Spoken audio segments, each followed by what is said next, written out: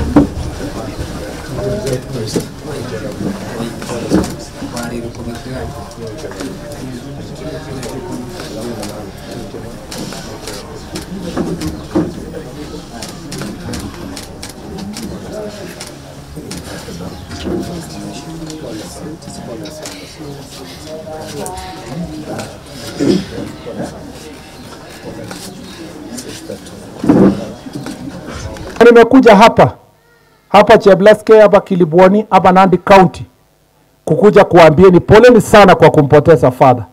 Father alikuwa mchungaji wa kondoo, na sio kondoo ile kondoo tunajua. Alikuwa ni mchungaji wa kondoo wa Mungu. Akawawa na wale ambao wanatafuta kondoo ya dunia. Yeye ndiye alikuwa anasimamia kondoo ya Mwenyezi Mungu. Na alikuwa mnyenyekevu, alikuwa amejitolea, alifanya kazi kwa roho yote, na aliweka mambo ya amani kibao mbele. Na mimi nataka niwahakikishie ya kwamba ingawa tunalia sisi wote, tumeleta pole zetu, nitawahakikishia kwamba kwenda mbele, kwanza tutashika wale wote walihusika katika ujangili huu. Ya pili ni kuhakikisha kwamba tutajitahidi hata zaidi kuhakikisha tumepunguza mambo ya wizi ya ng'ombe na uwaji ya watu. Watu wengi wanauliza ni nini ilifanyika ndio tukapoteza father. Mimi nataka niseme kwa siku 3 tumesikitika kwamba kwa siku 3 mfululizo tulipoteza watu watatu. Tulipoteza bwana Simon Gata ambaye alikuwa anasaidiana kujenga barabara, na bwana Boniface Ongote ambaye alikuwa ni fundi, na Father Alois Bet ambaye alikuwa mhubiri. Kwa hao wote watu watatu, ningetaka kusema ni kwa nini hawa majangili walienda kupiga hawa watu watatu ikiwa pamoja na Father Alois.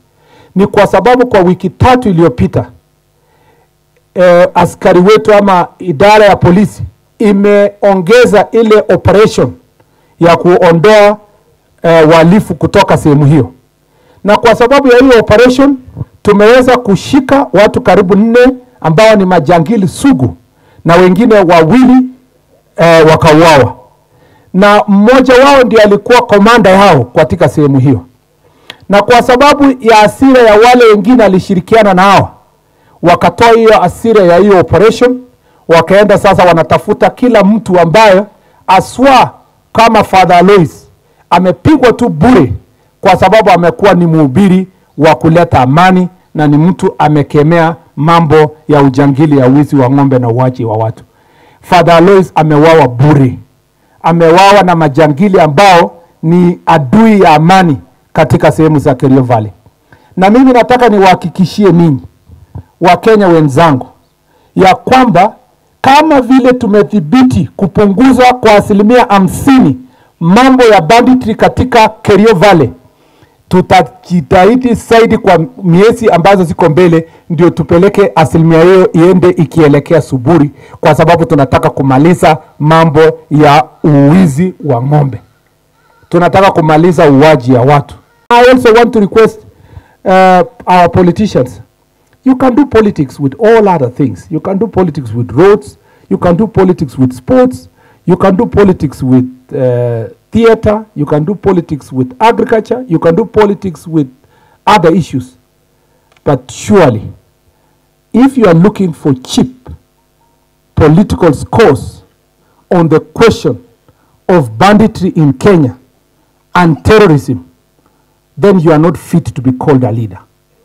Every leader in our country should pull together, knowing that this enemy of banditry, with the amount of illicit ammunitions that is in the hands of civilians, is a challenge that we must have concerted effort of every leader so that we sort out this problem. I have no doubt in my mind. I know for sure that the leadership of this sector is on my shoulder. But I also know that the Inspector General of Police, our two Deputy Inspector Generals, our Director of Criminal Investigation, and the team of security all over the country are competent enough to do the job. And I will continue providing leadership, finding policy issues, pushing for the resources, and speaking on their behalf to make sure that we sort out the issues in Kerio Valley.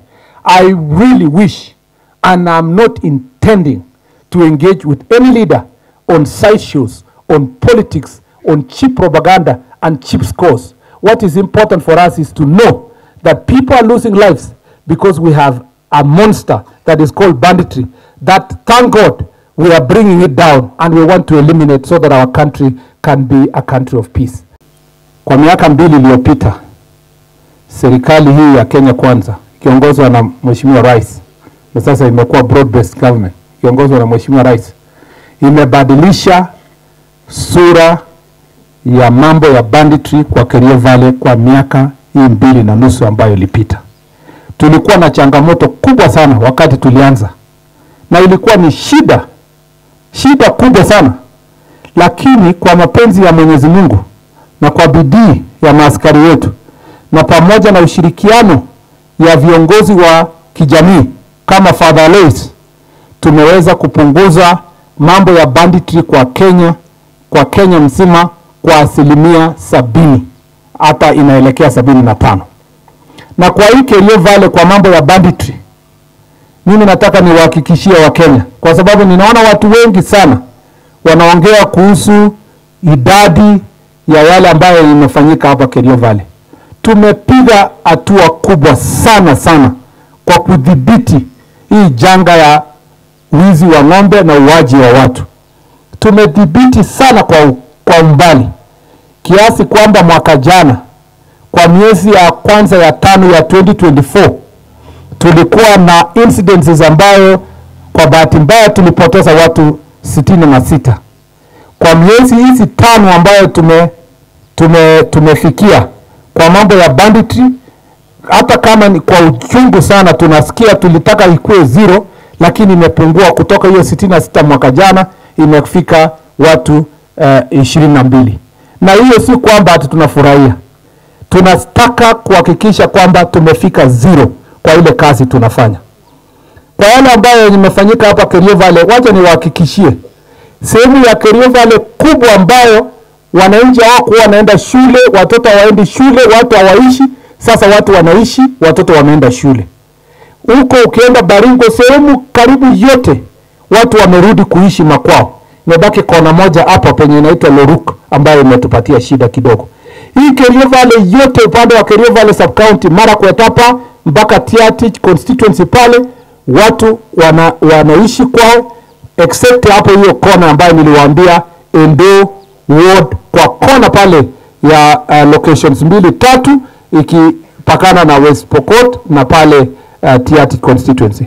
Hiyo ndio kona ambayo Father Alois ameuawa, kwa sababu kuna wakora kidogo wamebaki pale.